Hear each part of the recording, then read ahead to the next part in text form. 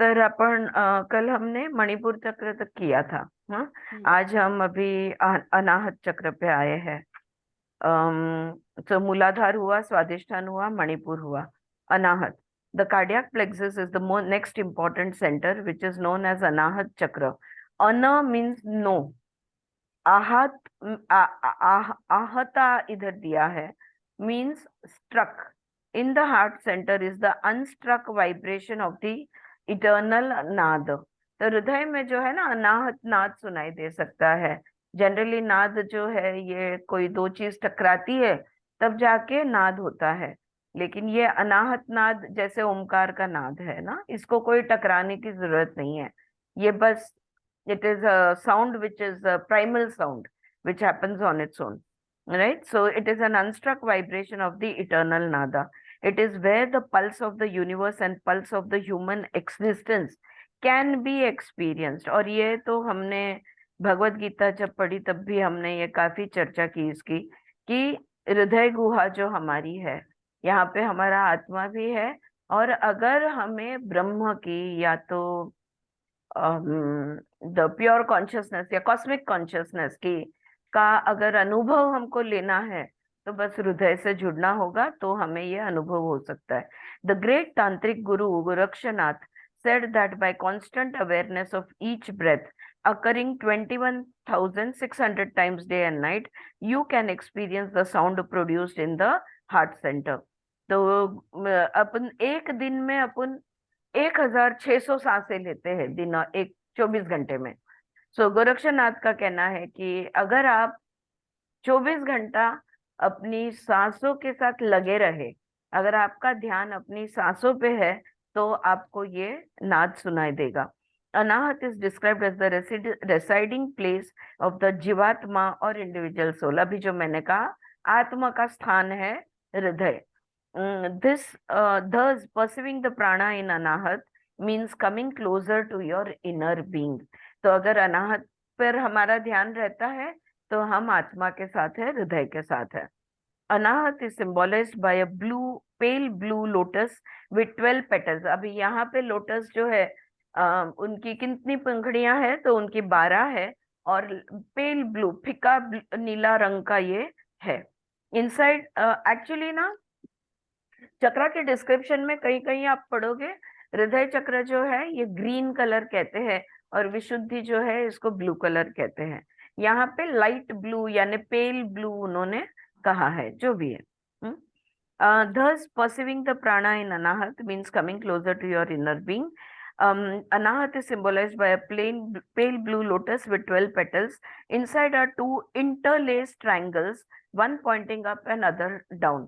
तो ये जो इसका जो चित्र अगर आप देखोगे, तो दो ट्रायंगल है.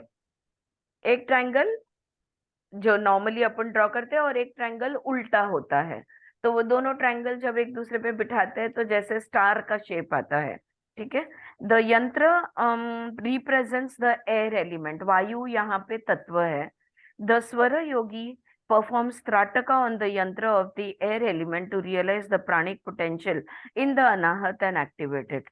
तो अगर इस यंत्र पे, वायु तत्व पे अगर हमने मन एकाग्र किया, तो हम अनाहत चक्र को जागृत कर सकते हैं. और यंत्र कहेंगे तो जो भी अनाहत चक्र का डिजाइन का जो यंत्र बनता है ना, उस यंत्र की बात हो रही है. Alright, next is Vishuddhi. In the cervical plexus is Vishuddhi. वी सिग्निफाइज समथिंग ग्रेट. हाँ, शुद्धि, हाँ ठीक है. ज्ञान, ठीक है. विज्ञान यानी स्पेशल ज्ञान. तो शुद्धि, लेकिन विशुद्धि यानी स्पेशल शुद्धि. Okay. So and it is great and beyond comparison. ये वाली यहाँ पर अगर, ये जो अगर शुद्ध हो जाए, विशुद्धि अगर शुद्ध हो जाए, तो समझ लो कि कोई एक अलग लेवल तक हम पहुंच जाते हैं. शुद्धि means purifier. Vishuddhi prevents toxins from circulating through the system. It has a direct influence on the throat, tonsils, vocal cords, thyroid and parathyroid glands. तो हमारी गले की एरिया में जो भी अवयव है, जैसे कि ग्रंथि है, हमारी थायराइड ग्रंथि है, पैराथायराइड ग्रंथि है, गला आहे, घसा म्हणतो ना आपण तो, मग टॉन्सिल्स आणि वोकल कॉर्ड्स आहेत, ये सब चीजें जो है इसको विशुद्धि चक्र नियंत्रित करता है. The yogic text talks about a fluid which falls from the higher chakra and is retained in Vishuddhi where it becomes nectarine, generating vitality and longevity. देखो हम क्या मुद्रा, खेचरी. खेचरी, sorry suddenly I went blank.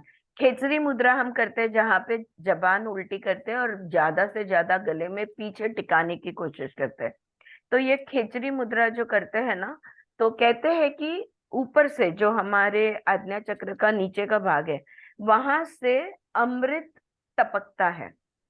अब अमृत, ये टपकने की क्रिया जारी रहती है, लेकिन क्या होता है कि वो अमृत हम निगल जाते हैं और हमारे पेट के एसिड के साथ मिक्स होके वो न्यूट्रलाइज हो जाता है.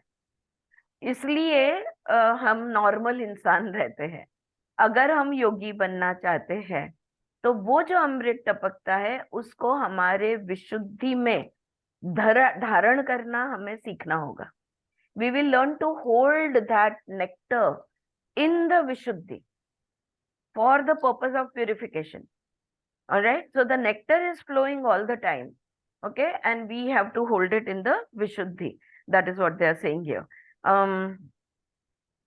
Yeah. Retain where it becomes nectarine, generating vitality and longevity. इससे क्या होता है, आयु बढ़ती है हमारी. शक्ति तो बहुत बढ़ती है लेकिन साथ में आयु भी बढ़ती है.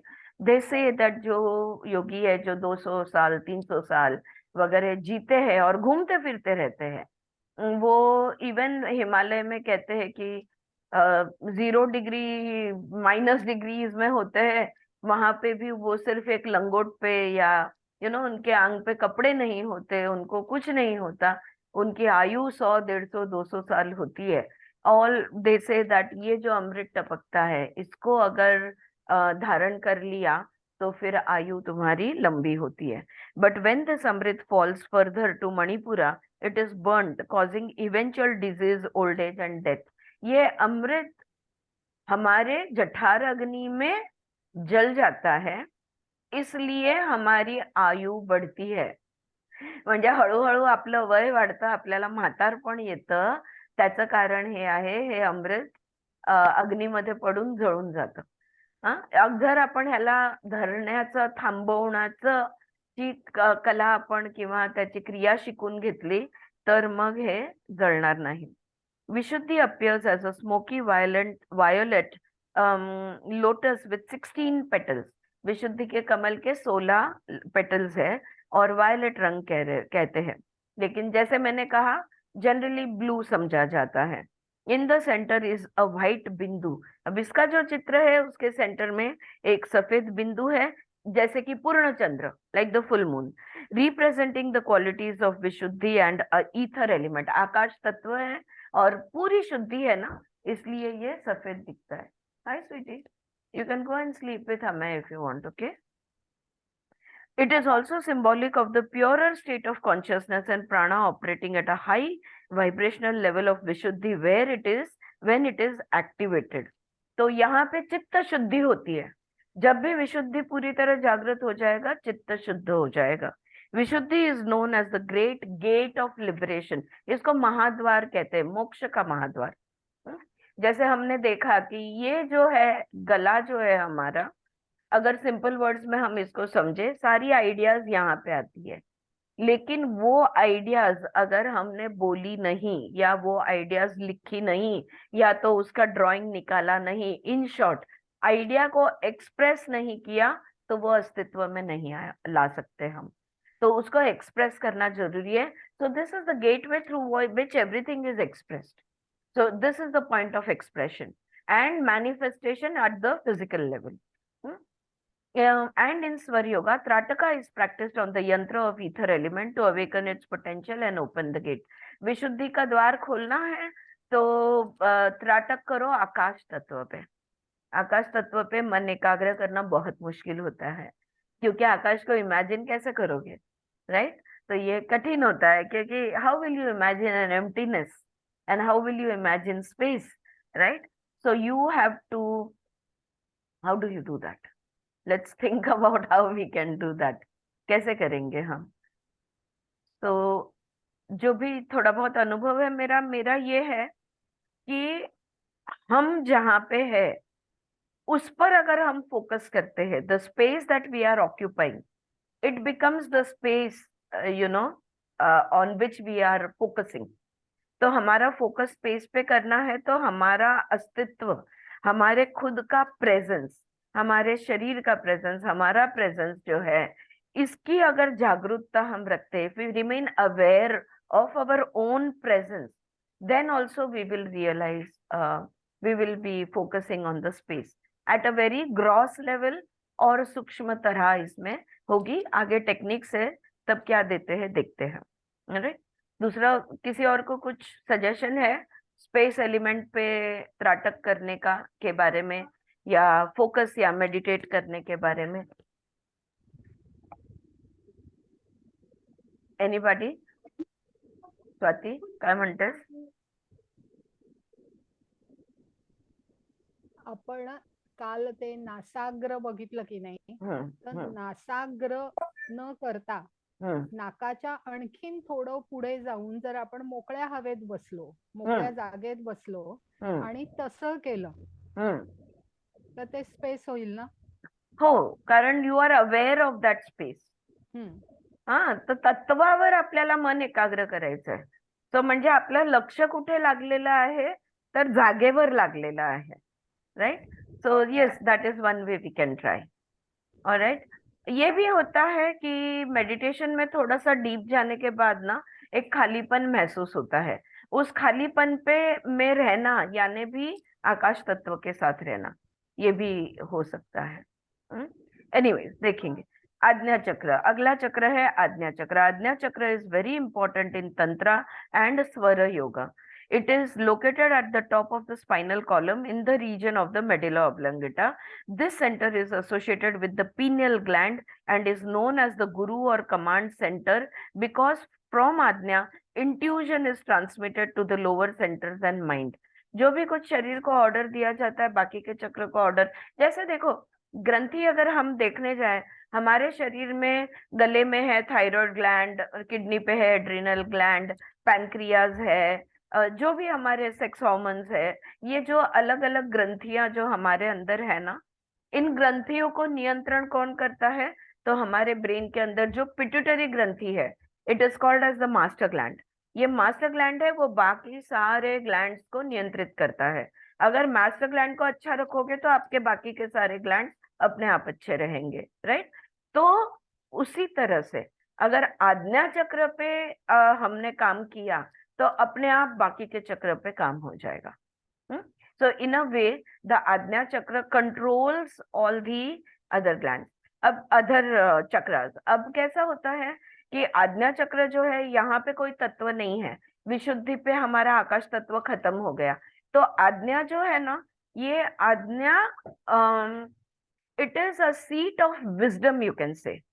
अब विजडम या प्रज्ञा जिसको हम बोलेंगे, या विवेक जिसको हम बोलेंगे, अब प्रज्ञा या विवेक कब जागृत होता है? जब गुरु का आदेश होता है. अब ये गुरु कोई भगवान हो, कोई व्यक्ति हो, या अपनी खुद की अंतरात्मा हो, हाँ, जो भी हमें विवेक देता है, जो भी हमें प्रज्ञा देता है, वो है आज्ञा. ऑलराइट. तो ये आज्ञा, इंट्यूशंस भी यहाँ से आते हैं, एक्स्ट्रा सेंसरी परसेप्शंस भी आज्ञा में से हम जान सकते हैं. तो ये नीचे के लोअर चक्रा तक और मन तक जो भी है संवेदना पहुंचाता है. Therefore, आज्ञा is also known as the third eye or the eye of the intuition. इसलिए आज्ञा चक्र को तीसरी आंख कहते हैं. जैसे शिव जी की तीसरी आंख ना हमेशा बंद होती है तीसरी, और दो आंखें जो है खुली होती है. अगर उन्होंने दो आंखें, और is it the other way, अगर उन्होंने तीसरी आंख खोल दी तो बोलता है प्रलय आ जाएगा, राइट. दैट्स व्हाट दे से. एम आई राइट? हाँ जानवी, ममता, इज दैट राइट? या. तो क्योंकि मैस्कुलाइन और फेमिनाइन, ईडा और पिंगला दोनों पागल हो जाएंगे, मतलब दोनों में कंप्लीटली इम्बैलेंस आ जाएगा.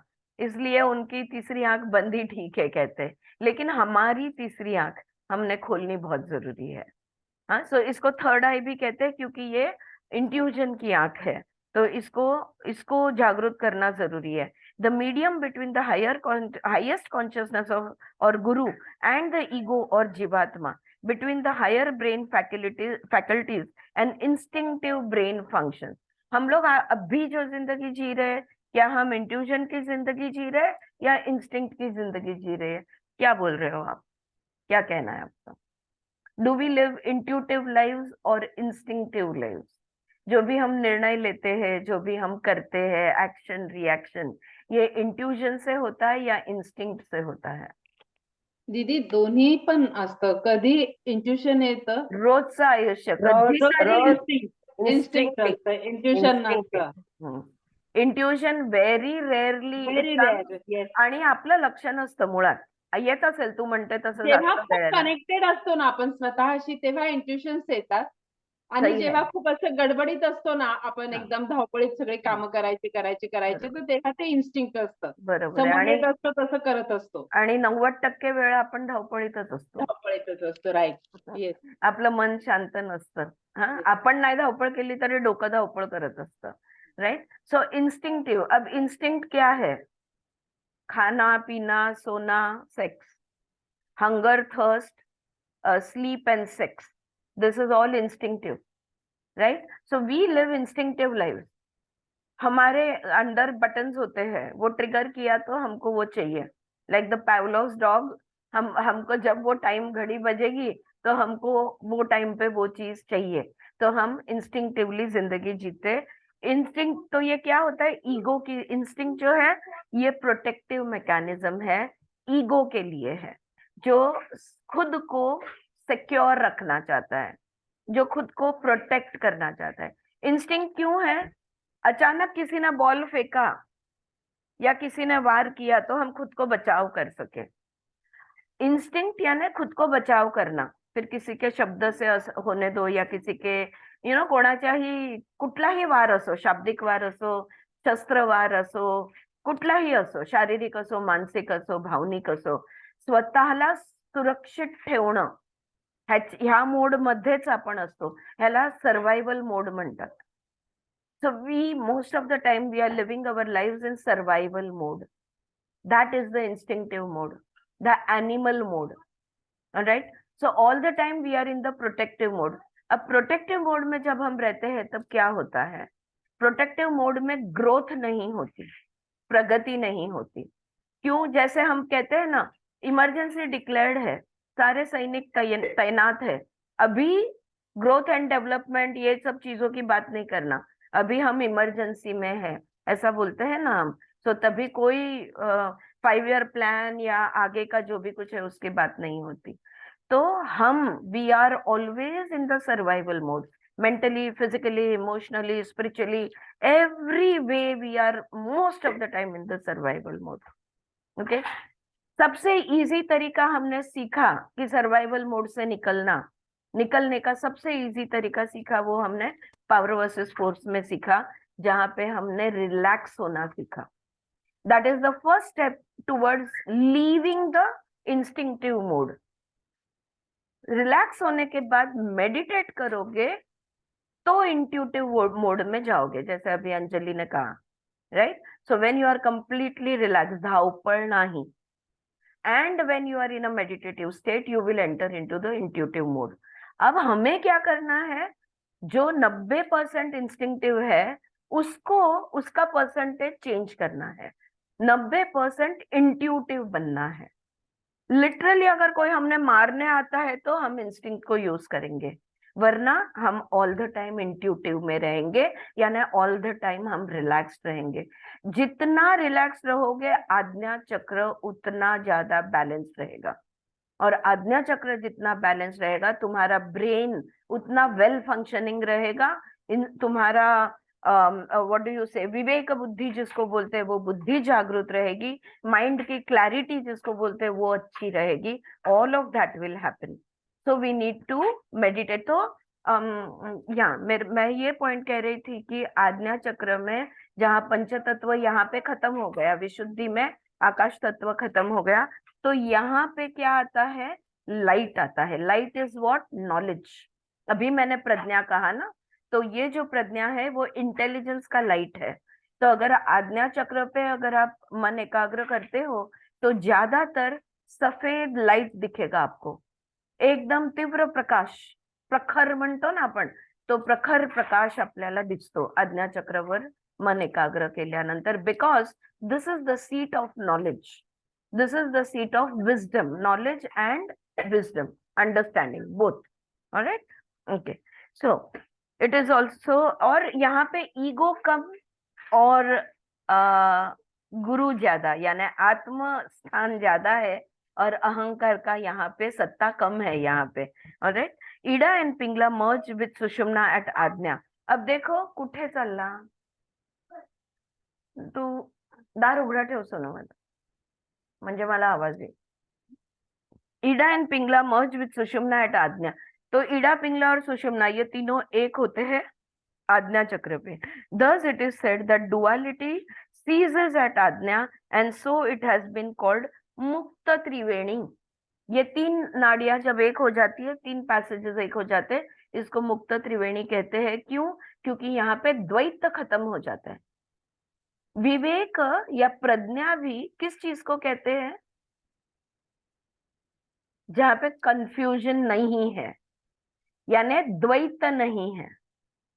जहां पे क्लैरिटी है वहां पे एक ही आंसर है, either yes or no, whichever it is, but there is only one answer, there is only one explanation, there is only one clarity, and anything one is अद्वैत। तो द्वैत यहाँ पे खत्म होता है और अद्वैत अपना स्थिर होने लगता है, इसलिए इसको मुक्त त्रिवेणी भी कहते हैं। In the Hindu tradition, the merging of Ida, Pingla and Sushumna at Ajna is related to the confluence of the three holy rivers Ganga, Yamuna और सरस्वती। हमने देखा ना, ये तीनों नदियां एक हो जाती है, गंगा, यमुना और Saraswati. Ida and Pingla represent the terrestrial rivers Ganga and terrestrial rivers Ganga and Yamuna. Sushumna lies deep within the spinal cord, represents the subterranean Saraswati. Saraswati कैसी है? अभी तो लुप्त है ना, तो ये लुप्त सुषुम्ना के अंदर जो लुप्त है वो सरस्वती, और धो धो धो धो बहने वाली है वो है हमारी गंगा, यमुना, यानी ईडा और Pingala. Right, these three rivers merge at Prayag in northern India, just as the three nadis merge at Ajna। ये तीन नदियों का संगम प्रयाग में देखने मिलता है, जैसे हमारे तीन नाड़ियों का संगम आज्ञा चक्र में देखने मिलता है।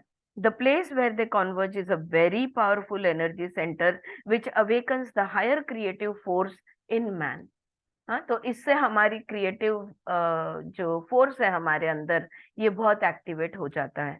द रोल ऑफ आज्ञा is associated with the functions of the pineal gland. हाँ, बहुत लोगों का कंफ्यूजन है। दो ग्लैंड्स है हमारे ब्रेन के अंदर, एक चने के दाने जितना है वो है पीनियल ग्लैंड, और एक दूसरा उसके ऊपर थोड़ा उतना ही छोटा होता है लेकिन वो है पिट्यूटरी ग्लैंड। अब पिट्यूटरी ग्लैंड जो है ये सहस्त्ररार से जुड़ा हुआ है और आज्ञा चक्र से जुड़ा हुआ है पीनियल ग्लैंड। ओके, और इंसान जब 8-10 साल का बच्चा जब होता है तो ये पीनियल ग्रंथि सूखने लगता है, और जब सेक्स हॉर्मोन्स रिलीज होते हैं, यानी वयात जेव्हा मूल येतं तेव्हा हे पीनियल ग्रंथी इनएक्टिव्ह होऊन जातं। योग मध्ये पीनियल ग्रंथीला ऍक्टिव्ह ठेवणं खूप इम्पॉर्टंट आहे। सो ज्या लहान मुलांचं योग अभ्यास with the age right from birth सुरू होऊन जातो, त्यांचं जनरली ऍटलीस्ट 15-16 इयर्स एज पर्यंत पीनियल ग्रंथी ऍक्टिव्हेटेड राहतो।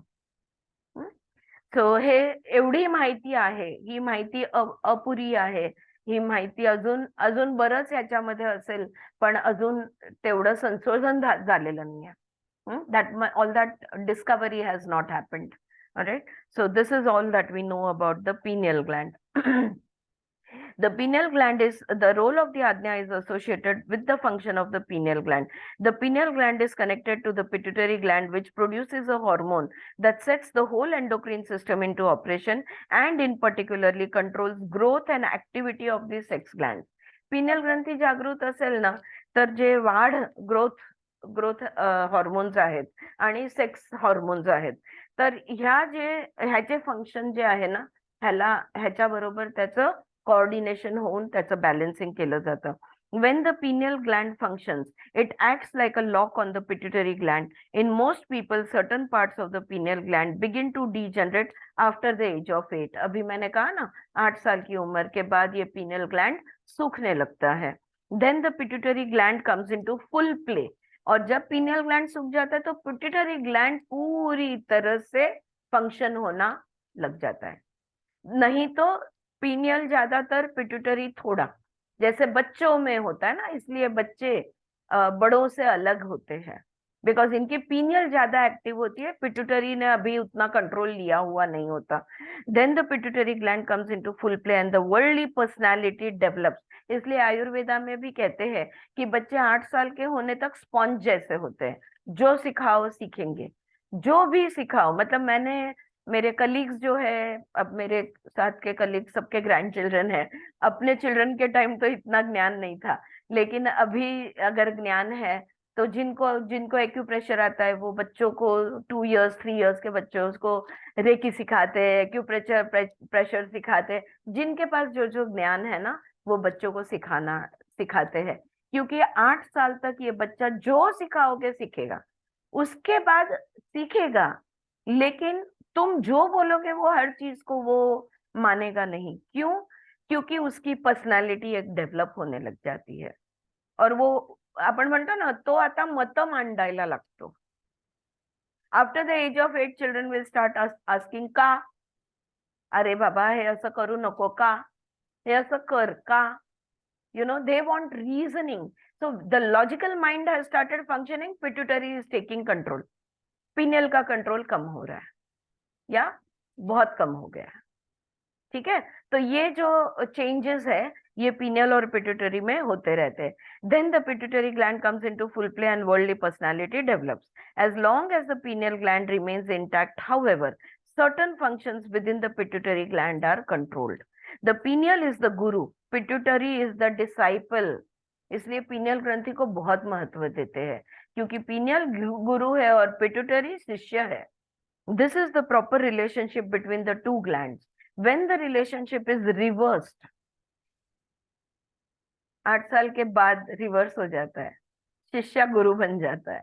All right, तो पिट्यूटरी कंट्रोल में आ जाता है. When the relationship is reversed, then you have all types of emotional, mental, psychic, physical problems. अब प्रॉब्लम्स की 8 साल तक बच्चों को कोई प्रॉब्लम नहीं होती. ओके, उनको जो चाहिए वो मांग लेते हैं, पसंद है तो हाँ बोलते हैं, ना पसंद है तो ना बोलते हैं. तुम्हारे ईगो को संभालने का उनको प्रयास नहीं करना पड़ता. Children don't have to do any balancing act. The balancing act begins after the age of 8. And when the balancing act begins, anything that is not in balance is a problem.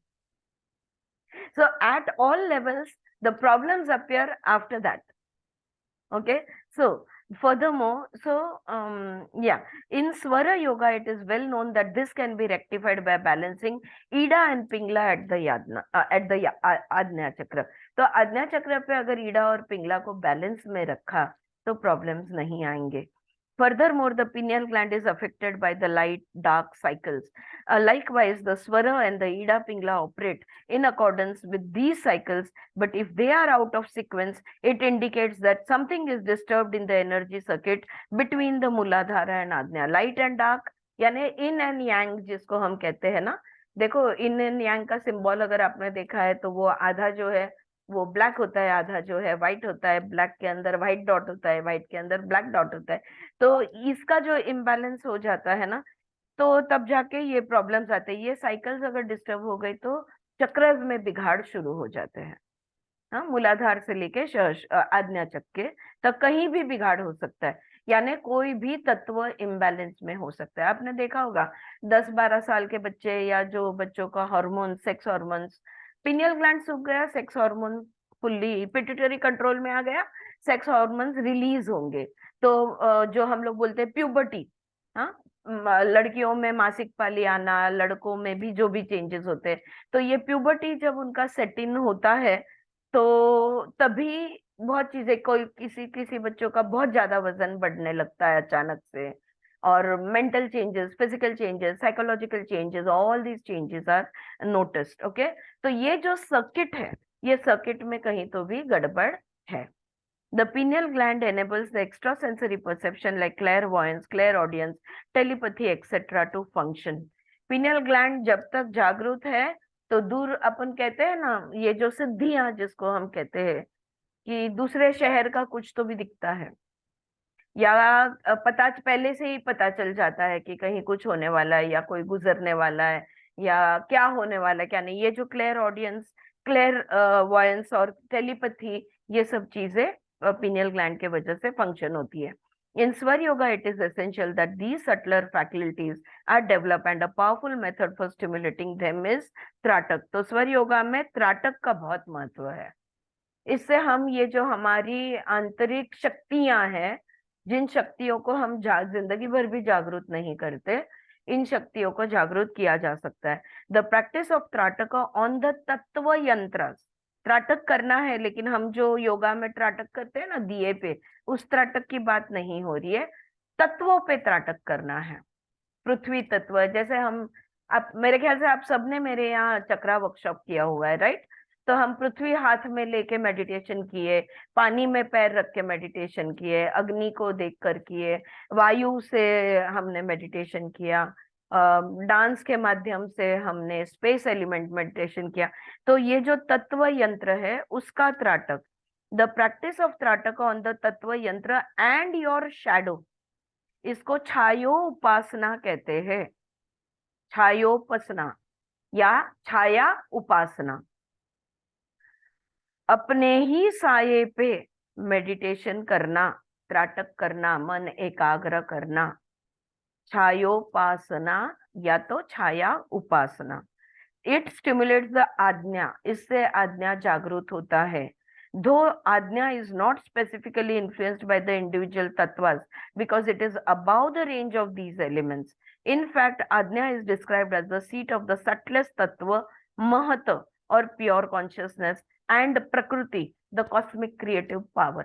तो यहाँ पे हमारा आकाश तत्व विशुद्धि पे खत्म हो गया। यहाँ पे मैंने प्रज्ञा कहा, सीट ऑफ नॉलेज कहा, यहाँ पे वो लोग कह रहे हैं महत। महत यानी प्योर कॉन्शियसनेस एंड प्रकृति, ये प्रकृति का स्थान है। पुरुष का स्थान कहाँ पे है हमारे शरीर के अंदर? अभी तो बोला मैंने, आत्मा यानी हृदय में। Yes Swati, you are right. हाँ, हमारे हृदय में पुरुष का स्थान है। प्रकृति का स्थान कहाँ है? आज्ञा चक्र में। The distance between the head and the heart has to be covered up. Okay, so if you understand that you have to connect the heart to the head, द्वैत या तो दिल की सुनते या तो दिमाग की, तो द्वैत में रहते हैं। जब दोनों एक रूप हो जाते हैं, तुम्हारा निर्णय कभी गलत नहीं होगा।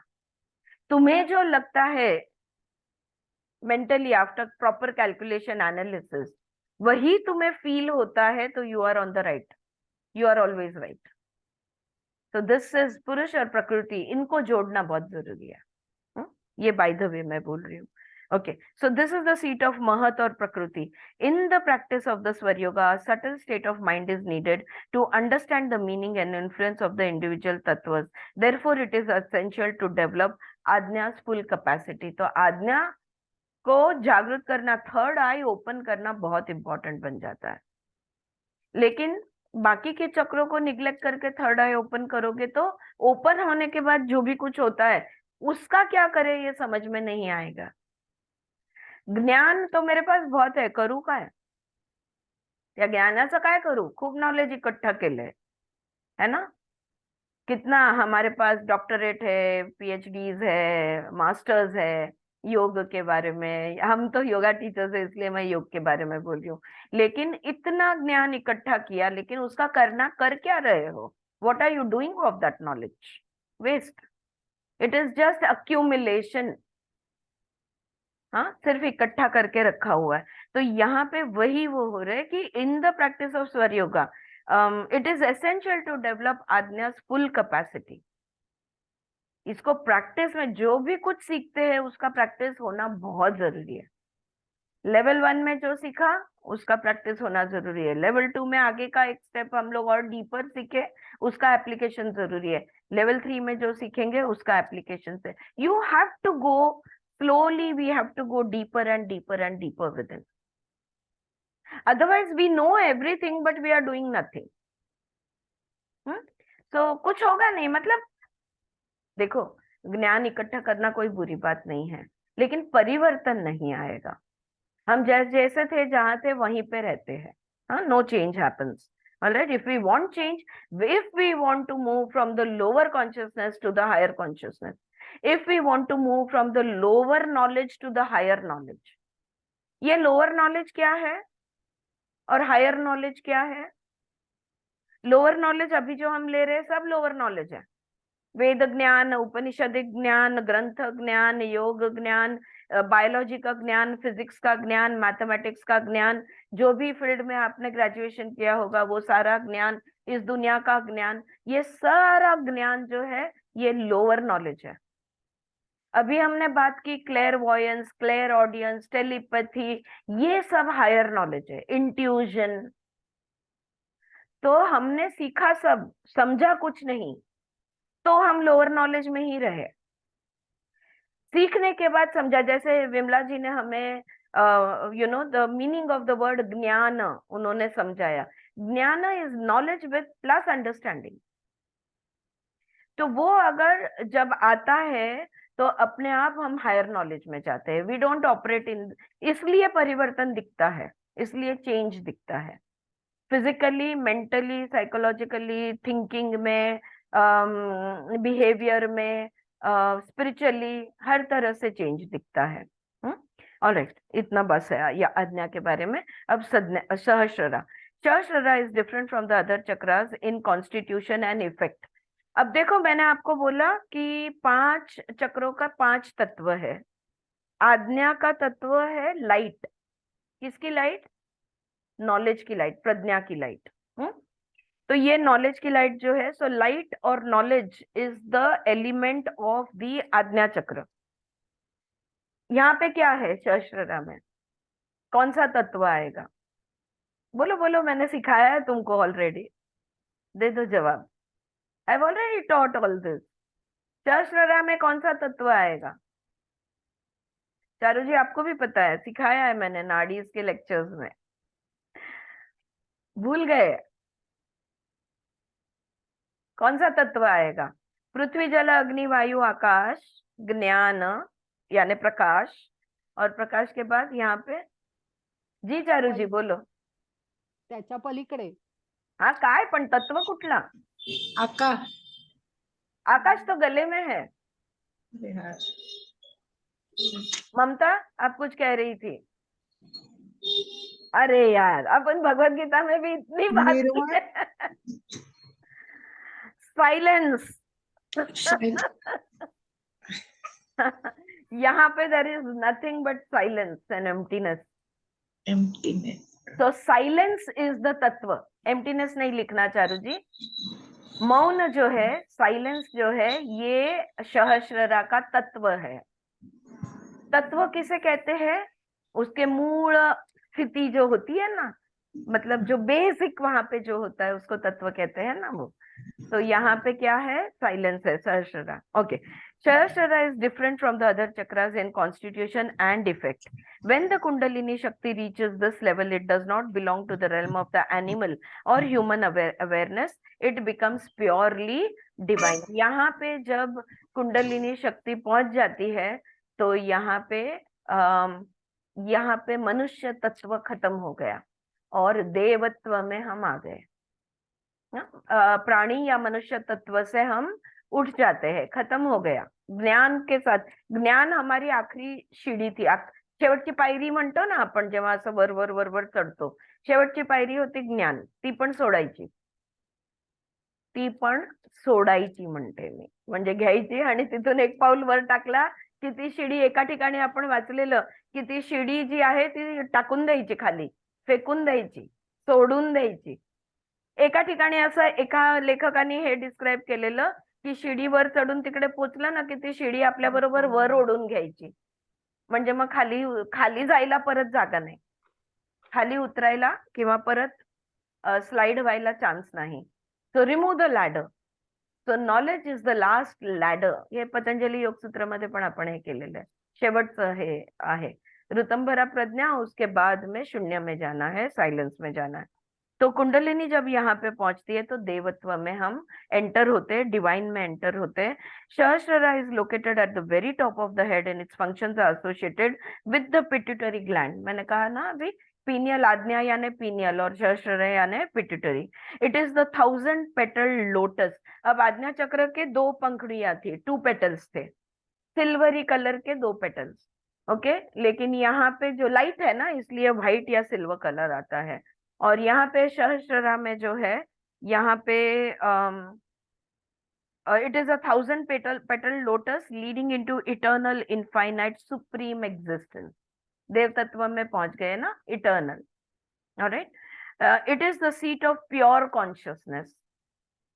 मूला देखो, knowledge is separate from pure consciousness. I think बीच में हमारी एक बार इस पे बात हुई थी, right. Pure consciousness is chitta, knowledge is jnana. Sahasrara चित्त का स्थान है,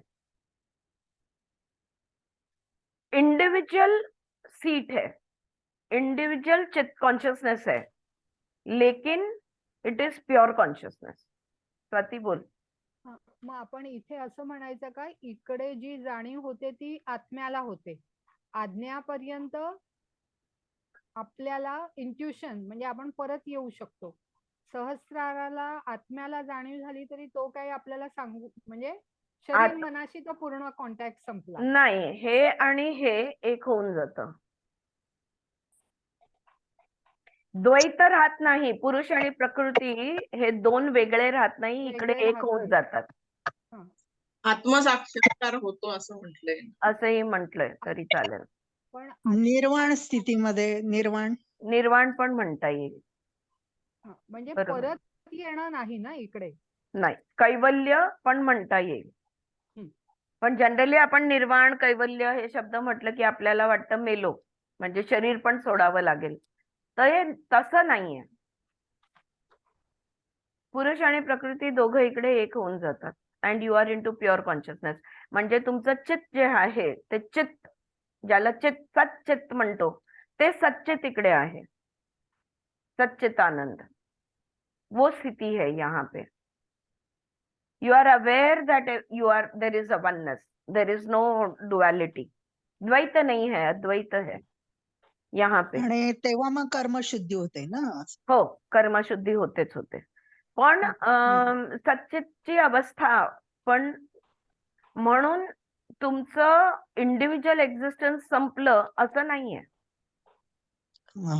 कारण अजूनही तो तुमचा कॉन्शियसनेस आहे. म्हणजे आता तू त्या ठिकाणी पोचली आणि मी त्या ठिकाणी पोचली, तर ते तुझी जागा आहे, ही माझी जागा आहे. अजूनही आपल्या आत्मा वेगळेच आहेत. ऑलराईट. मग जेव्हा इकडे पोचतो, when you enter into the silence, into the emptiness, you are in सच्चित आनंद अवस्था. आफ्टर दैट पतंजलि बोलते हैं कि अभ्यास चालू करो. वो जो परब्रह्म परमात्मा है उसके साथ एक होना है. यहाँ पे खेल खत्म नहीं हुआ. अभी तो बस मैं कौन हूं इतना ही जाना तुमने, कि I am but pure consciousness.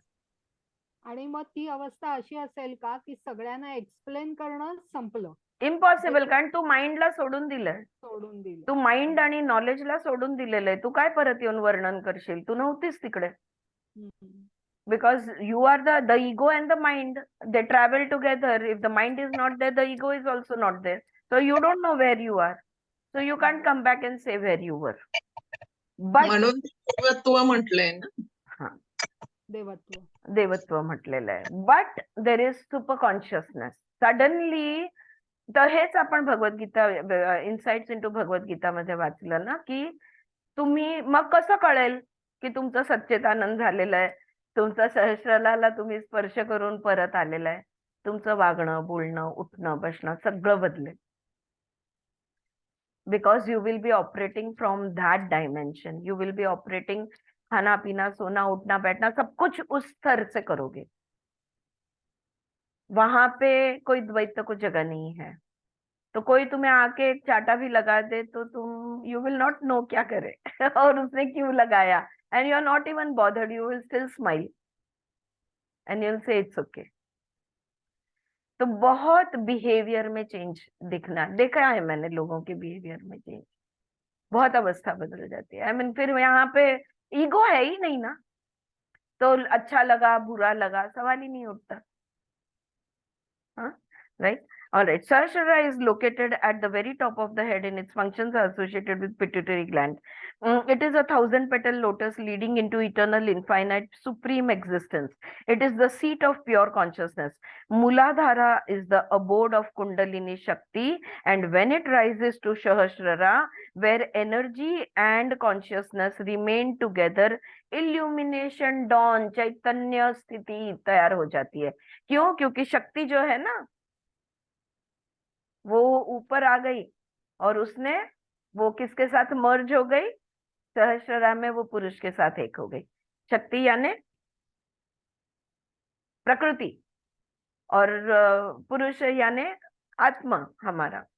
तो वो pure consciousness, so it has merged, and when the both of them merge, मैंने अभी बोला ना जीवा शिवाचा मिलन, जीव और शिव एक हो जाते हैं. तो ये एक हो गए तो एनर्जी एंड कॉन्शियसनेस, तो इल्यूमिनेशन होता है, तो चैतन्य जागृत होता है. यहाँ पे चैतन्य अवस्था होती है, सच्चित की अवस्था होती है. Then under the influence of Ajna, the force created from the meeting of these two is redirected down so that one experiences heaven on earth. अब हमने सबने अभ्यास किया है, कुंडलिनी अगर जागृत हो गई तो वो सारे चक्रों का छेद करते हुए सहस्ररा को हिट करती है और फिर वो ऊर्ध्व गति में जाती है, यानी जोर से उल्टी बहती है.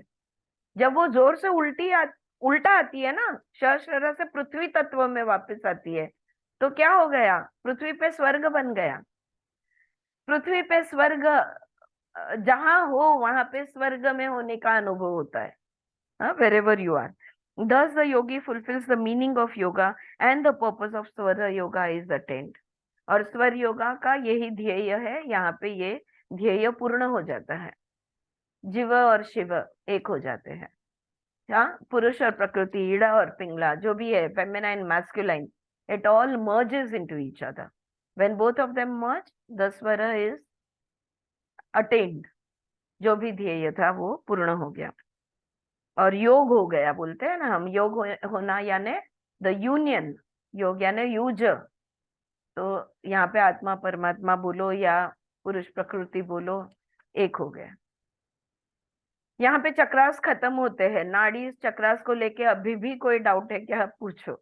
अगर आपके नोट्स थोड़ा रिव्यू करते जाओ तो सवाल कुछ उठेंगे तो क्लास में पूछ सकते हैं या हम चर्चा कर सकते हैं. All good, no questions? हाँ, सब सुपर. सबको मस्त, सब समझ में आ गया. हाँ, चलो अभी के लिए तो सब समझ में आ गया. कल आगे का आगे देखेंगे. Shall we move on, next chapter करते हैं. ओके, 13th चैप्टर है पंच तत्व. अब देखो, हर चक्र का एक तत्व है, इसके बारे में हमने बात किया, और उस तत्व पे हमको त्राटक करना है, इसके बारे में भी हमने बात किया.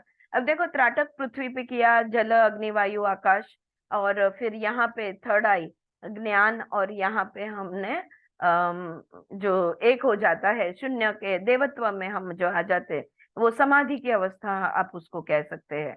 तो वो समाधि तक हम पहुंच गए. ये सारे अलग अलग अलग अलग तत्व है. अब ये पंच तत्व के बारे में भी इनको भी कुछ कहना है, तो देखते हैं क्या कहते हैं.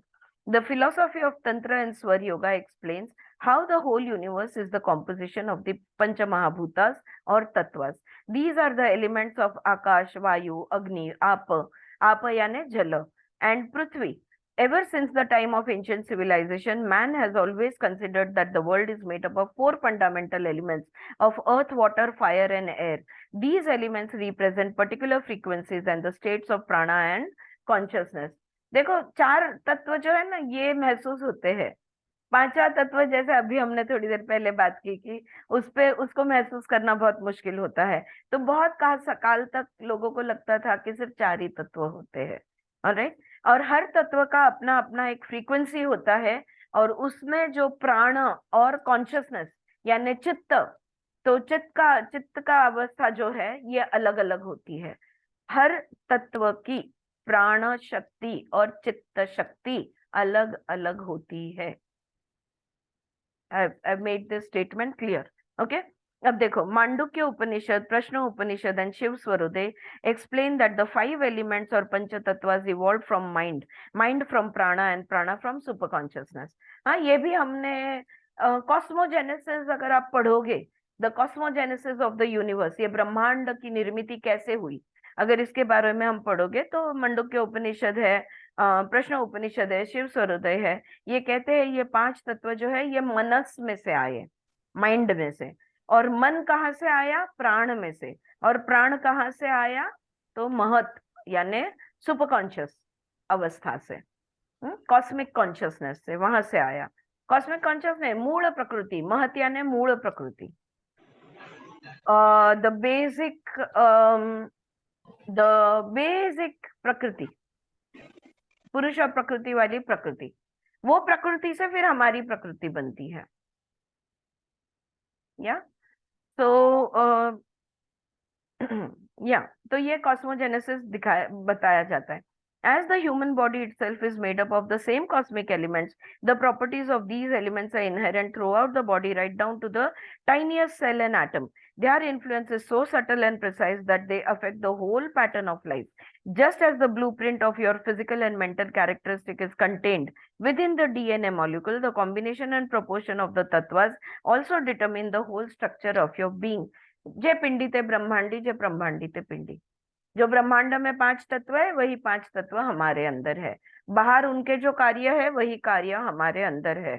ओके, और ये हमारी जिंदगी के हर पहलू पर प्रभाव उनका होता है। अगर जल तत्व शरीर में बढ़ गया या अग्नि तत्व शरीर में बढ़ गया, हाँ जानवी बोल बोल बोल। तुम्ही आता बोलले की मनापासून पंचतत्व कसं काय तयार झाले? पंचतत्व मनापासून तयार झालंय। मन कुठून आलं? मन प्राणातनं आलं।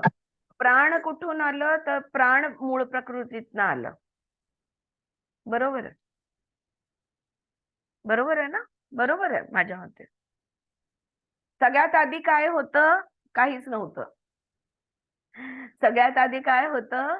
तर कॉस्मिक कॉन्शियसनेस। मग कॉस्मिक कॉन्शियसनेसला इच्छा झाली की बाबा काहीतरी मी स्वतःला दाखवू, म्हणून ते ब्रह्मांड, मग ती इच्छा जी आहे त्याची एक लहर उठली, अ vibration, and from the vibration the मूल प्रकृति वॉज क्रिएटेड, जिसको कहते हैं महत। और महत में से प्राण, प्राण में से मन, मनस, मनस में से पंचमहाभूत, और पंचमहाभूत, सारी प्रकृति पंचमहाभूत से बनी है। ये 5 महाभूत यानी जल, अग्नि, वायु, आकाश, इनके प्रमाण अलग अलग है। आपका शरीर मेरे शरीर से अलग क्यों दिखता है? क्योंकि आपके पंचमहाभूत का प्रमाण और मेरे पंचमहाभूत का प्रमाण अलग अलग है। ठीक है, ऑलराइट। सो और इतना सूक्ष्म जिंदगी के, हमारी जिंदगी जो हम जीते हैं, इस पे इसका पूरा इतना सूक्ष्म इफेक्ट होता है, you know, on how we live our lives. It has very subtle effect on it. और जैसे हमारे डीएनए पे, डीएनए के अंदर हमें ब्लूप्रिंट मिलता है ना, हमारे फिजिकल कैरेक्टरिस्टिक, मेंटल कैरेक्टरिस्टिक का जो ब्लूप्रिंट मिलता है डीएनए में, वैसे ही तत्व जो हमारे अंदर है ना, ये तत्व से निर्धारित होता है हम ऐसे क्यों है, मेरी लंबाई इतनी क्यों है, चौड़ाई इतनी क्यों है, कौन सा तत्व ज्यादा है, कौन सा तत्व कम है, कौन सा तत्व बैलेंस में है। इस पर सब निर्भर होता है। तो ये तत्व को अगर देखोगे आप आराम से देख सकते हो। It's very easy to recognise your प्रकृति। If you want to know the Panchamahabhutas and their proportions in our physical body, वो भी हमें पता चलता है। It's like a blueprint, okay, like a DNA. Each tattva has a particular pranic frequency and affects the mechanism of the body and the flow of prana. अब हर तत्व का उसका प्राणिक फ्रीक्वेंसी अलग अलग होती है। इसके अंदर हर एक कण कण में प्राण है, राइट। तो ये तत्व के अंदर जो प्राण है इसकी फ्रीक्वेंसी जो है ये अलग होती है। इसलिए पृथ्वी जड़ है, वायु हल्का है, सबसे हल्का आकाश है। आकाश के अंदर चारों तत्व समाये हुए हैं। अग्नि जल से हल्का है, जल पृथ्वी से हल्का है। तो ये जो प्राणिक फ्रीक्वेंसी है इसकी, इससे इस पर वो निर्भर है। So therefore, Tattva Sadhana is a practice used in Swara Yoga to study the flow of the breath in order to recognize the predominant Tattva. देखो हमने सीखा सांसों की लंबाई, सांसों की दिशा। मेरी जैसे मैंने कल ही एक्सप्लेन किया कि मेरी श्वास की दिशा अगर नीचे है तो वो कितना नीचे है, लेंथ कितनी है उसकी।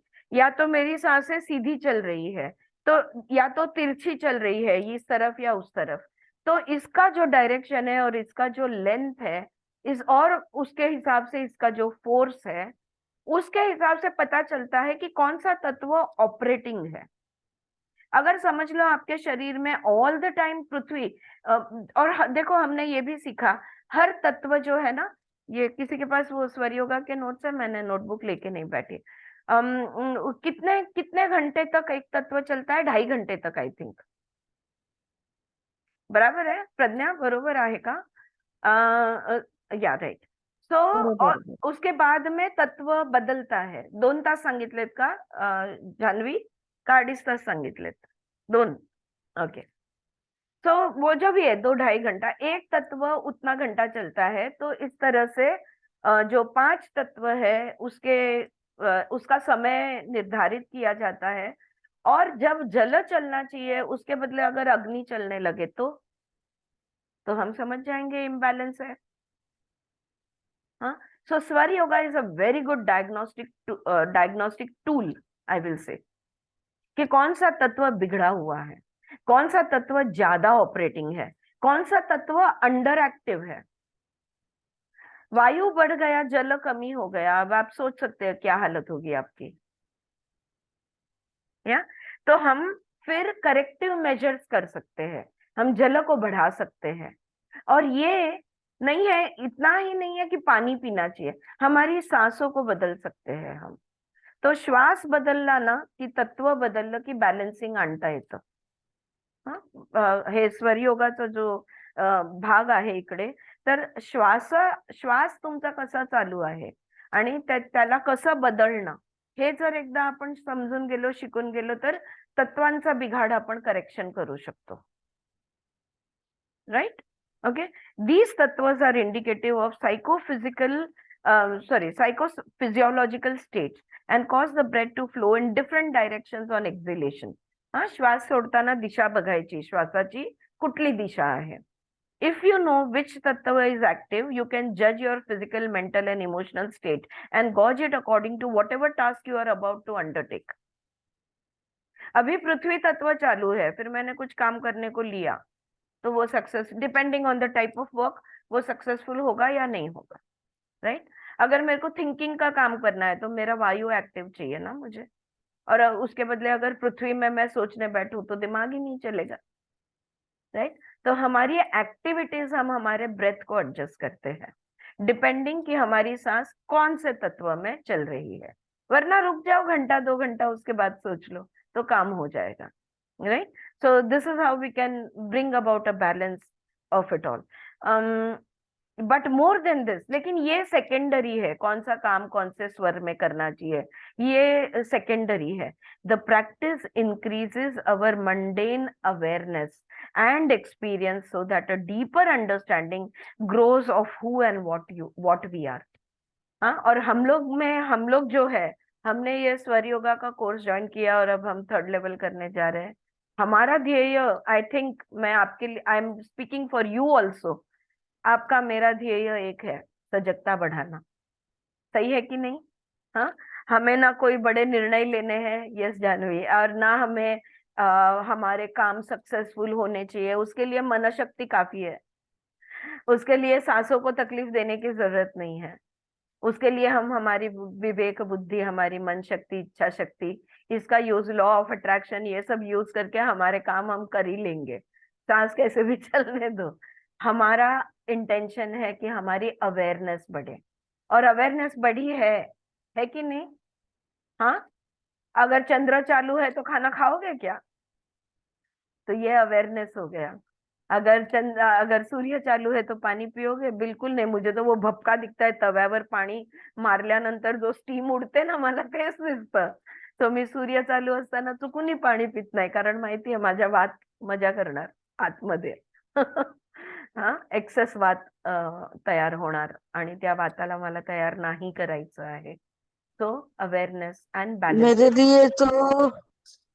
मेरे लिए तो मेरे बॉडी के लिए बहुत इम्पोर्टेंट है बहुत आरती। इम्पोर्टेंट। हाँ बेला, सही, कि लेफ्ट, रात को लेफ्ट हाँ साइड में सोना, दिन में राइट, दिन में लेफ्ट चंद्र को एक्टिव रखना, रात को सूर्य को ओपन करना, ये बहुत इम्पोर्टेंट है बॉडी। हाँ, वरना इम्पोर्टेंट है वरना यू वुड बी, बॉडी के लिए। Without this awareness you would be in a worse condition. Because of the हाँ awareness you are in a much better space. कोई हाँ, जादू की यस, छड़ी तो है नहीं कि चल ही नहीं सकते और दौड़ने लगो. जादू की छड़ी है नहीं, हाँ लेकिन उठ ही नहीं सकते, चल ही हाँ नहीं सकते, उसमें से अगर तुम स्टेप्स भी ले लेते हो तो ये प्रोग्रेस है, राइट? सो हमारे हाँ अवेयरनेस से धीरे धीरे हम प्रोग्रेस करते जाएंगे. Yes Bela, I can understand. Yeah so deeper understanding grows of who and what you are. हाँ, और हम बहुत, हमारे ध्यान में आता है, देखो स्टार्टिंग में कोई कोई लोगों को जिनको रात भर राइट साइड में सोने की आदत थी, उनको बहुत तकलीफ हुई लेफ्ट साइड में सोने को, क्योंकि शरीर को आदत नहीं, मन को आदत नहीं, राइट? सो टू स्लीप, रात भर लेफ्ट साइड में सोए रहना, ये हमको आदत ही नहीं है. जिनको सीधा सोने की आदत है उनको लेफ्ट में सोने को तकलीफ हुई, जिनको राइट में सोने की आदत है उनको लेफ्ट में सोने की तकलीफ हुई, right? So but we are aware all the time whether our left nostril is functioning or right is functioning. तत्व अभी पहचानना हमने सीखा नहीं, थोड़ा बहुत ध्यान में आ जाता है. बीच में अच्छी प्रैक्टिस चल रही थी ग्रुप में, लेकिन अब छूट गई है फिर से. लेकिन वो अवेयरनेस अगर हम मेंटेन करते हैं, एंड आई थिंक वो छूट इसलिए गई है क्योंकि अगर ध्यान में आता है कि जल तत्व ऑपरेटिंग है या वायु तत्व ऑपरेटिंग है या पृथ्वी है, पर करे क्या, ये अभी हमारे समझ में नहीं आया है. ओके, होपफुली लेवल 3 में हमें इनके जवाब मिलेंगे, या तो ये जो 2 किताबें हम पढ़ रहे हैं इसमें कहीं हमें इसका जवाब मिल जाए, या तो शिव स्वरोदय के सूत्र में हमें सवाल, श्लोक में हमें सवाल जवाब मिल जाए, तो फिर शायद हम कुछ कर पाएंगे उस चीज का. बट हम लोग बहुत पेशेंट हैं, हम लोग राह देखेंगे जब तक the knowledge comes to us. या all right, now what is the nature of the tattva? ये तत्व का जो स्वभाव क्या है, इसको देखते हैं. Tattva is a particular vibration of prana from which specific sound frequencies, mantra and color और वर्ण are created. तत्व जो है ना, ये उसमें प्राण से, तो हर तत्व प्राण से भरा हुआ है, तो हर तत्व में वाइब्रेशन है. हर तत्व के वाइब्रेशन की फ्रीक्वेंसी अलग अलग है. तो इसमें से जब भी कोई चीज वाइब्रेट होती है, क्या होता है, इसमें से आवाज आती है. 2 चीजें होती है, देखो आप, घर्षण जब होता है तो 2 चीजें होती है, एक तो लाइट और दूसरा साउंड. ये 2 एनर्जीज उसमें से क्रिएट होती है. एम आई राइट? ओके, सो यहाँ पे वो कह रहे हैं साउंड फ्रीक्वेंसी यानी मंत्र एंड कलर यानी वर्ण आर क्रिएटेड. तो रंग भी यहाँ पे दिखता है. प्राणा is pure light, and just as white light contains all the various colors of the spectrum, in the same way prana can be broken down into individual tattva. अब ये प्राण शक्ति का रंग है सफेद. क्यों सफेद है? क्योंकि ये शुद्ध है, सारे रंग इसके अंदर समाये हुए हैं, इसलिए ये सफेद है.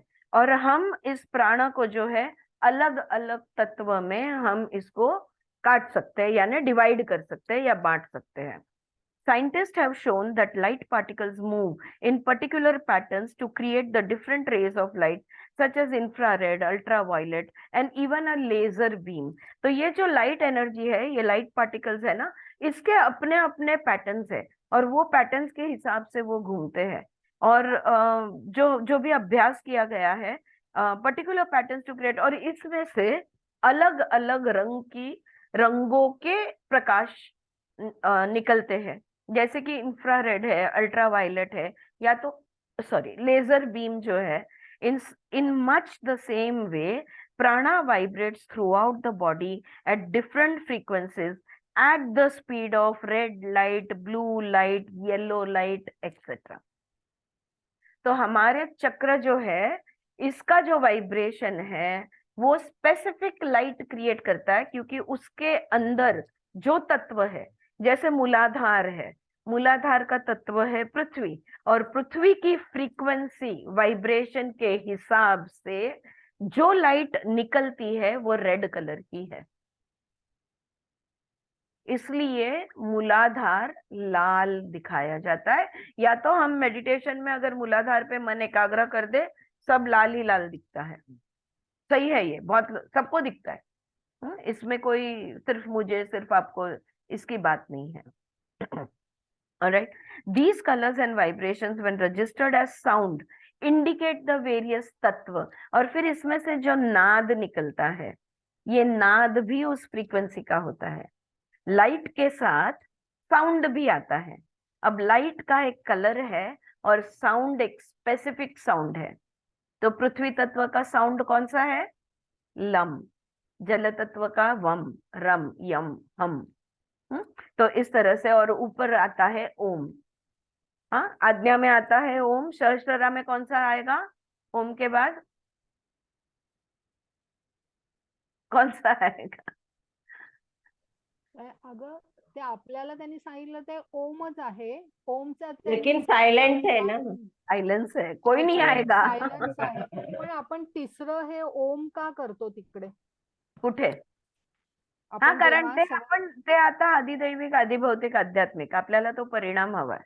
आणि आपण 3 ओम म्हणतोच, हो कारण आपल्याला तो परिणाम हवाय. पण आणि आपली प्रॅक्टिस चालली आहे. सी, साधना क्या है?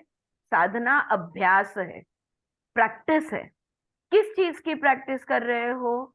यहाँ पे ध्यान टिकाने की प्रैक्टिस कर रहे हो. एक यहाँ पे ध्यान टिकाने की प्रैक्टिस कर रहे हो, यहाँ पे ध्यान टिकाने की प्रैक्टिस कर रहे हो. ऑलराइट, एक पॉइंट ऐसा आ जाता है साधना करते करते, जब कुछ नहीं करना पड़ता और अपना अटेंशन सब सब सब सब सब सब ऊपर से नीचे, नीचे से ऊपर घूमते रहता है. No need for any sound vibration. Sound, light सब साधन है. ओमकार भी साधन है. कहाँ तक पहुंचने का? ब्रह्म परब्रह्म तक पहुंचने का. योग भी साधन है. सब कुछ साधन है. साधन का उपयोग करना यानी साधना करना. It's as simple as that. So 3 ओंकार तुझं लक्ष जावं म्हणून ते 3 ओंकारामध्ये बसवलंय. अभ्यास आहे तो. It's okay. ऑलराइट.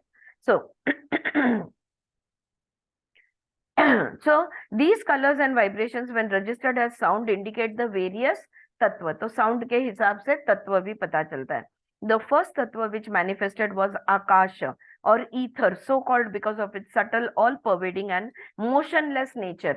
आकाश अचल है, आकाश स्थिर है, आकाश सर्वव्यापी है, और आकाश सूक्ष्म अति सूक्ष्म है. सबसे पहले जो तत्व निर्माण हुआ वो था आकाश तत्व. From आकाश came वायु और एयर which is प्राणा in a सूक्ष्म state. वायु का सूक्ष्म रूप यानी प्राण. तो उसमें से आकाश में से प्राण निर्माण हुआ या वायु निर्माण हुआ. बट जिसमें गति है, there is movement, something like the nature of the wind. तो आकाश में कोई गति नहीं है, अचल है. ये चल हो गया, वायु चल हो गया. फ्रॉम वायु अग्नि evolved where prana became hot like fire.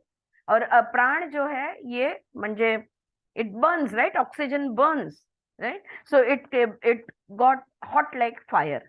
As it cooled, और उसके बाद जब वो ठंडा हुआ प्राण, इट बिकेम आप, जल हो गया। हाँ, स्टीम का ठंडा होने के बाद पानी जैसे हो जाता है वैसे वो जल हो गया, and could flow like a stream of water. When it settled it became immovable, और पानी स्थिर हो गया, अचल हो गया, लाइक अ रॉक, पृथ्वी और द अर्थ, तो पृथ्वी की तरह जड़ हो गया। In this way, the nature of the tattvas indicate the influence and effect of prana when it operates at these particular frequencies. मुद्दा ध्यान में ले लो, मुद्दा समझ लो। हम प्राण के बारे में, हम स्वर के बारे में, हम स्वर योगा सीख रहे हैं, स्वर को समझने की कोशिश कर रहे हैं। प्राण अलग अलग फ्रीक्वेंसी में चलता है, प्राण अलग अलग तत्व में अलग अलग वाइब्रेशंस, अलग अलग वाइब्रेशनल फ्रीक्वेंसी पे चलता है। हम प्राण की ही बात करेंगे स्वर योगा में। प्राण जो वायु से सूक्ष्म है, हवा से सूक्ष्म है, हवा का सूक्ष्म रूप प्राण है। प्राण नाड़ियों में से बहता है, जिसको हम प्राण शक्ति कहते हैं, राइट। और ये जो प्राण है, इसका हर तत्व में अलग अलग फ्रीक्वेंसी या स्पीड इसकी रहेगी। और जब वो पृथ्वी तत्व में आता है तब वो ही प्राण जड़ हो जाता है। जब वो अग्नि में जाता है वही प्राण हल्का हो जाता है, या वायु में वायु बनता है तब वो हल्का हो जाता है। ठीक है। In this way, the nature of the tattvas indicate the influence and effect of prana when it operates at these particular frequencies. ये प्राणों का परिणाम है। अगर प्राण नहीं है तत्व में तो नहीं है तत्व। prana has to be there everywhere. Prana is everywhere. The tattvas are also filled with prana. In the absence of prana, there is nothing in the absence of prana, right? But the prana will do different jobs, different functions. It will move differently. It will rotate differently. It will function differently at different levels, depending on which tattva is operating. Yeah, in which tattva it is operating. आलं लक्षात? All right. In the body, these are different levels of energy, and there are different levels of energy and different pranic movements. तो प्राण गति अलग अलग शरीर में अलग अलग जगह पे अलग अलग गति होती है, और ऊर्जा उस हिसाब से होती है। अगर बॉडी के किसी पार्ट में प्राण कम होने लगता है तो हमें दर्द होता है, राइट। तो उधर की एनर्जी कम हो जाती है। अगर मेरा लेफ्ट हैंड जो है, ये लेफ्ट हैंड में प्राण कम होने लगा तो दर्द होता है और मैं उससे काम नहीं कर पाती, यानी इसकी ऊर्जा कम हो जाती है। तो प्राण के लेवल्स जो है हमारे बॉडी में, सर से लेके पांव तक, यस विजया, सर से लेके पांव तक ये प्राण के लेवल्स अच्छे रखने जरूरी है। इसलिए there is one practice, which I think I have told you also about it. जहां पे भी दर्द हो, अपनी सांसों को वहां ले जाइए। If your head is paining, breathe in the prana into the head. If your shoulder is paining, breathe in the prana into your shoulder. If your tummy is paining, breathe in the prana into your tummy. Give it more prana and the body part will start healing. Yeah? All right. So, in the body there are different levels of energy and different pranic movements. The prana is not just moving at random, it follows certain laws. और अगर आपको लगता है कि प्राण कैसे भी किधर से भी किधर भी कैसे भी घूमता है, तो ऐसे नहीं है, इसके भी अपने अपने नियम होते हैं। इस जैसे हम बोलते हैं ना, विमान कुठेही फिरत नाही। आकाशामध्ये आपल्याला त्याचे रस्ते दिसत नाही किंवा त्याच्या पटऱ्या दिसत नाही, पण विमान मार्गावरच असतो। तर ते मार्ग जे आपल्याला नाही दिसत, तसेच प्राण जो आहे ह्याची गती आपल्या आपल्या मार्गावरच चालते। So there are patterns in which the prana is going to move. The nadis channel prana into the various chakras situated along the spinal column, and the frequencies of these centers increase in vibration from Mooladhar up. जहां जो भी चक्र में आपने प्राण शक्ति को बढ़ा दिया, तो वो चक्र का फ्रीक्वेंसी बढ़ जाएगा, या उसका जो वाइब्रेशंस है ये बढ़ जाएंगे। कैसे बढ़ाओगे प्राण? कैसे बढ़ाओगे? मूलाधार का प्राण कैसे बढ़ेगा? हम ऑलरेडी सीख चुके हैं कैसे बढ़ेगा प्राण मूलाधार में। उसका मंत्र हाँ, पढ़े। मंत्र जाप इज वन। दूसरा, उस मंत्र भी नहीं बोलना आता तुमको तो कैसे बढ़ेगा? कोई भी चीज को बढ़ानी हो, अपना ध्यान श्वास कर ले उसका जाए। फोकस श्वास फोकस करना अटेंशन, उसको। हाँ, focus. Take wherever your attention is, energy is. अगर किसी भी चीज की एनर्जी आपको बढ़ानी है, अगर मोदी जी की एनर्जी आपको बढ़ानी है, तो दिन रात मोदी जी के बारे में सोचिए। जहां पे आपका ध्यान वो बढ़ेगा। इसलिए हम कहते हैं कि जो बुरी चीजें होती है, हाँ, जो हम लोग मैत्री करुणा मुदित उपेक्षा, जो बुरी चीजें होती, जो अपुण्य है उसकी उपेक्षा करो, वहां पे अपना ध्यान मत दो, क्योंकि उधर ध्यान दोगे तो उसकी ऊर्जा बढ़ेगी। तो मूलाधार की ऊर्जा हम कैसे बढ़ा सकते हैं? अपना ध्यान मूलाधार पे रख के। Very simple. Yeah, all right. So in yoga, we say that the earth tattva is the lowest and Akash is the highest vibration of the individual elements. But it must be remembered here that the tattvas are not physical or chemical elements. पृथ्वी तत्व जड़ है, आकाश तत्व सबसे हल्का है, लेकिन ये जड़ या हल्का यानी शारीरिक रूप से नहीं बोल रहे, या केमिकल या फिजिकल एलिमेंट्स नहीं है। ये तत्व जो होते हैं ये सूक्ष्म है।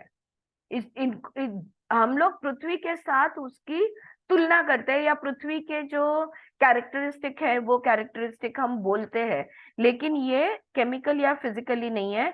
They refer to a particular level of energy, sound frequency and light emanation. Muladhara का जो फ्रीक्वेंसी है, जो नाद है और जो प्रकाश है, light energy, sound energy and level of energy जो है, ये पृथ्वी के साथ मिलती जुलती है।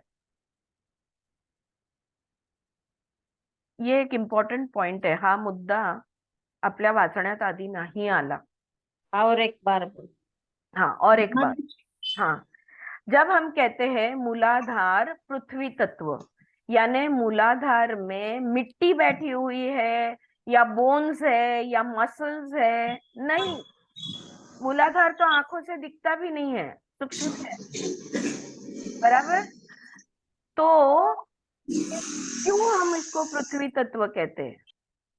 क्योंकि जो पृथ्वी तत्व का लेवल ऑफ एनर्जी है, पृथ्वी तत्व की साउंड एनर्जी है, पृथ्वी तत्व की लाइट एनर्जी है, यही एनर्जी मूलाधार में पाई जाती है। तो वो ऊर्जा की लेवल है, it is the level of energy.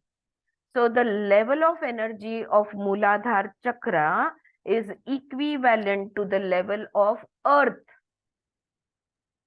म्हणजे आपल्याला असं म्हणायचं का, आपण जे पर्सेंटेज वाईज म्हणतो, पर्सेंटेज आपण घेतो ना, तसं नाही. आपलं बाहेर जी पृथ्वी आहे, माती आहे ना बाहेर आपल्याकडे, नद्या वाहत आहेत, पाणी आहे बाहेर आपल्याकडे, अग्नी आहे बाहेर आपल्याकडे, वायू बाहेर फिरत असतो आणि आकाश पण आहे। ह्यांची, ह्या तत्वांची, ब्रह्मांड मधल्या ह्या तत्वांची एक फ्रीक्वेन्सी, एक स्पीड, एक एनर्जी लेवल, एक साऊंड आहे की नाही? हो. तो मॅच होतो आपल्या शरीराच्या मूलाधार चक्राबरोबर।